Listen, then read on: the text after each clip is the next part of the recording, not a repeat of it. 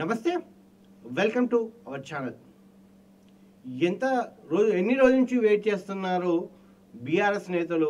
ఈరోజు రానే వచ్చింది. ఉత్కంఠ రేపుతున్న కవిత బెయిల్ ఇష్యూలో సానుకూలత కనబడతా ఉంది. ఖచ్చితంగా కవిత ఈరోజు బెయిల్ దక్కుతుందని బీఆర్ఎస్ నేతలు, అటు రాజకీయ వర్గాలు, ఇటు మీడియా ఛానల్స్ కూడా దాదాపు ఖరారు చేసేసాయి.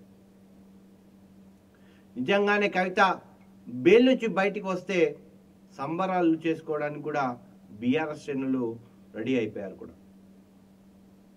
అదే విషయం మనకు నిన్న కేటీఆర్, అటు హరీష్ రావు కూడా ఎమ్మెల్యేలు కూడా, కొంతమంది ఎమ్మెల్యేలు కూడా ఢిల్లీకి వెళ్ళారు అని కూడా సమాచారం.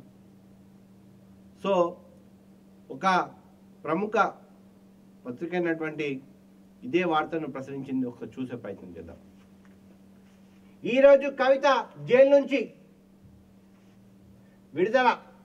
మనీ లాండరింగ్ కేసులో బీఆర్ఎస్ ఎమ్మెల్సీ కవిత బెయిల్ పిటిషన్ పై ఈరోజు సుప్రీంకోర్టు విచారణ జరగనుంది. కవిత బెయిల్ పిటిషన్ పై justice BR Gohan, justice KV Viswanathan తో కూడిన ధర్మాసనం విచారణ జరపనుంది. ఈసారి కవిత బెయిల్ వస్తుందని బీఆర్ఎస్ నేతలు ఆశాభావం వ్యక్తం చేస్తున్నారు.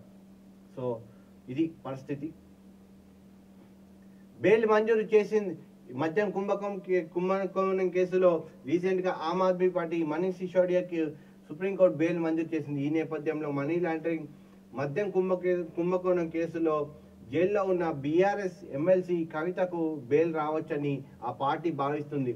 ఈరోజు సుప్రీంకోర్టులో కవిత బెయిల్ మీద విచారణ జరుగుతుందని జస్టిస్ కేవి విశ్వనాథన్ కూడిన ధర్మాసనం విచారణ జరుపుతుందని, దర్యాప్తు సంస్థ అడ్డు చెప్పకపోతే ఖచ్చితంగా బెయిల్ వస్తుందని బీఆర్ఎస్ నేతలు అంటున్నారు. కవిత అనారోగ్య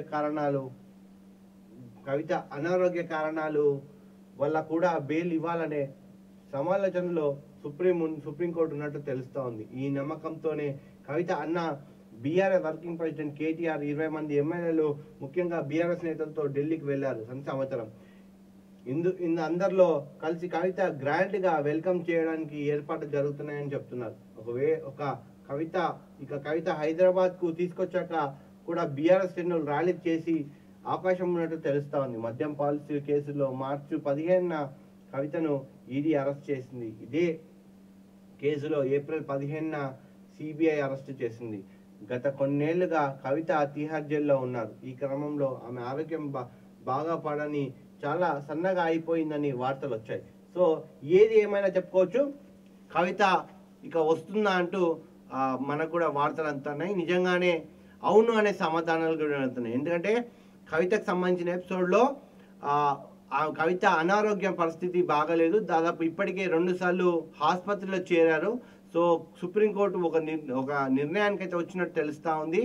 సో ఖచ్చితంగా ఒకవేళ సిబిఐ కానీ, అటు ఈడీ కానీ ఎటువంటి కవిత బెయిల్ పైన అభ్యంతరాలు చెప్పకపోతే ఖచ్చితంగా షరతులతో కూడిన బెయిల్ కూడా ఇవ్వాలనేది కూడా మనకు తెలుస్తూ ఉంది. సో అందుకు అనుగుణంగానే బీఆర్ఎస్ కూడా దాదాపు 70 మంది పైగా ఢిల్లీలో మకాం వేశారు కవిత గ్రాండ్ వెల్కమ్ చెప్పడానికి.